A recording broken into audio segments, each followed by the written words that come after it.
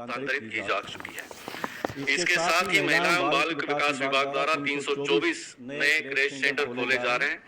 माननीय मुख्यमंत्री जी से मैं अनुरोध करूंगा कि इन परियोजनाओं का और योजनाओं का उद्घाटन करें।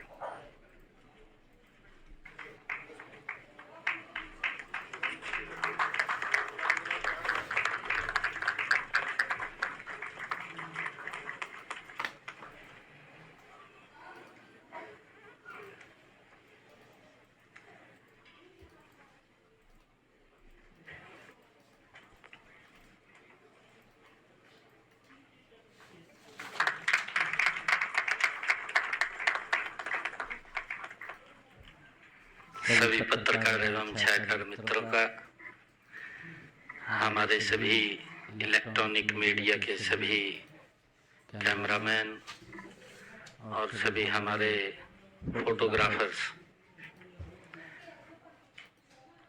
100 दिन तीसरे कार्यकाल के सरकार ने पूरे किए हैं। गौरवशाली तीव्र गति से सरकार ने काम किया है और उसको लेकर के आज सभी पत्रकार एवं छायाकार मित्रों के बीच नौकरी तो चक्कर काटने से मिलेगी। किसी विधायक, मंत्री, मुख्यमंत्री के दरबार में हाजिरी लगेगी, तब जाकर के माँ बाप इंतजाम करता था, मोटा इंतजाम भी करता था, तब जाकर के कहीं उसको ये विश्वास होता था कि नौकरी लगेगी। परंतु गरीब व्यक्ति को तो अगर वो कहीं जमीन जमून बेच करके या गहने बेच करके इंतजाम करता था तो तब भी उसको नौकरी नहीं लगती थी।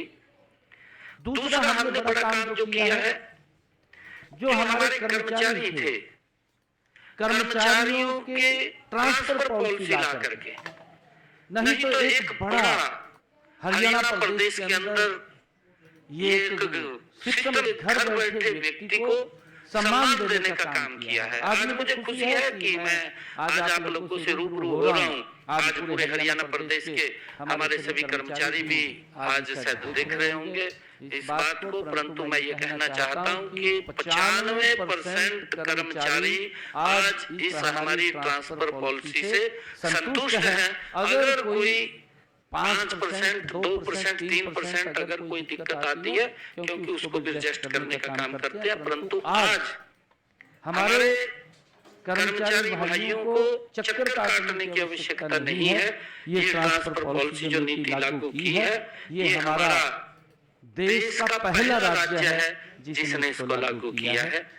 ये मेरे लिए खुशी की बात है। अगर आप लोग देखेंगे जो हमारे विपक्षी दल इस बात को लगातार उठाते रहे हैं, हम आएंगे, पोर्टल को बंद कर देंगे, पोर्टल ने ये तो पोर्टल की सरकार है, इस प्रकार का वो जो दुष्प्रचार करते थे, मैं आज उनको भी ये बात बताना चाहता हूँ, वो भी इस बात को ध्यान से देखें, क्योंकि स्वीकार तो वो भी करते हैं, परंतु उनकी मजबूरी है, क्योंकि वो अपने दल के अंदर, हरियाणा के अंदर हमने उसकी आय सीमा बढ़ाई है।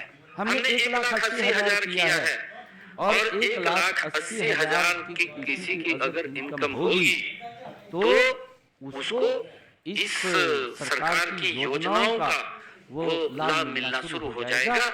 ये भी एक बड़ा हमने उसके अंदर इसके माध्यम से लोगों को सुविधा देने का काम पर गति से काम लग रहा है, क्योंकि उसकी कहीं अपनी किसी की आर्थिक रूप से कोई मंजूरी लेनी होती है। मुझे खुशी है कि तीसरे कार्यकाल में पहले विधानसभा सत्र में हमने जो हमारे HKRN के कर्मचारी थे, पार्ट 1 और पार्ट 2 के कर्मचारी थे, जिनकी सर्विस 5 साल पूरी हो गई थी, ऐसे सब युवाओं को हमने विधानसभा के अंदर बिल ला करके कैबिनेट में पहले पास किया, फिर विधानसभा में बिल लेकर के आए और उनकी सेवाओं को सुरक्षित करने का निर्णय ये हमारी सरकार ने किया है। और इसी तरह हमने तकनीकी शिक्षा विभाग के अतिथि संकाय व अतिथि अनुदेशकों और कॉलेज के लेक्चरर व अतिथि अध्यापकों को सेवाओं को भी हमने सुरक्षित करने का काम किया है। राज्य सरकार के कर्मचारियों और न्यायिक अधिकारियों की किसी की अगर कोई डेथ हो जाती है, उनकी सह सेवानिवृत्ति ग्रेजुटी की अधिकतम सीमा जो पहले 20 लाख रुपए थी, उसको बढ़ा करके हमने 25 लाख रुपए किया है। ये भी हमने कहा था।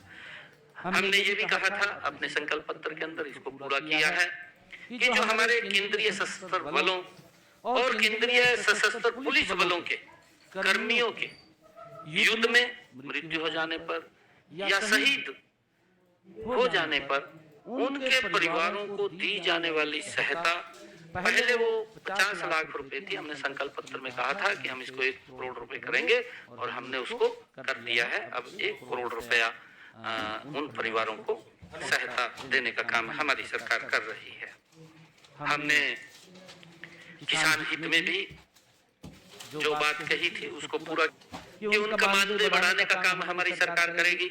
और मुझे ये खुशी है बताते हुए कि हमने आंगनबाड़ी जो कार्यकर्ता है उनके 7,500 रुपए और जो उसकी सहायिकाएं हैं, आशा वर्कर्स हैं, उनके मानदेय में 400 रुपए मासिक की बढ़ोतरी हमने कर दी है। उसका लाभ उनको मिल रहा है।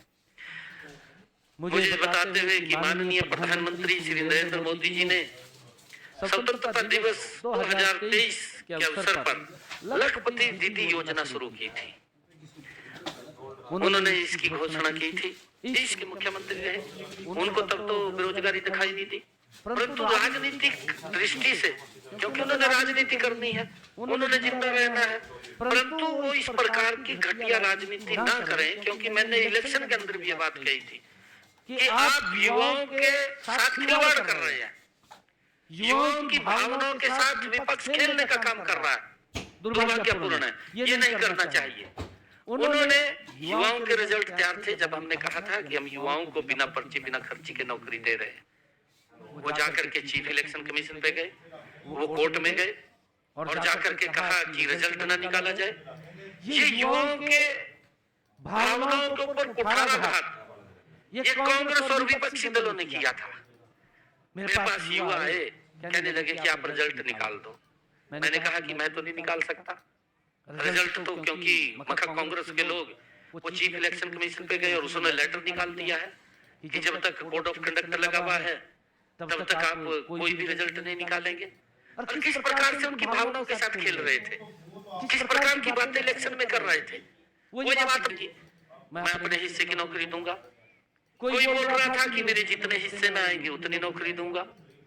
और यहाँ तक कि एक व्यक्ति तो उनका जो प्रत्याशी था, चुनाव लड़ रहा था, वो ये कह रहा था कि मुझे 50 वोट दो, मैं 50 वोट पे एक नौकरी दूंगा। अरे किस प्रकार से उनकी भावनाओं के साथ खेल रहे थे, किस प्रकार से खिलवाड़ कर रहे थे। क्योंकि ये बड़ा मार्मिक विषय है, क्योंकि कांग्रेस और अन्य जो दल के हरियाणा सरकार की नौकरी देने का काम ये हमारी सरकार ने किया है। और मैं ये कहना चाहूंगा कि हमने अपने संकल्प पत्र में कहा है कि आने वाले समय के अंदर हमारी सरकार 2 लाख और नौकरियां देने का काम करेगी। बिना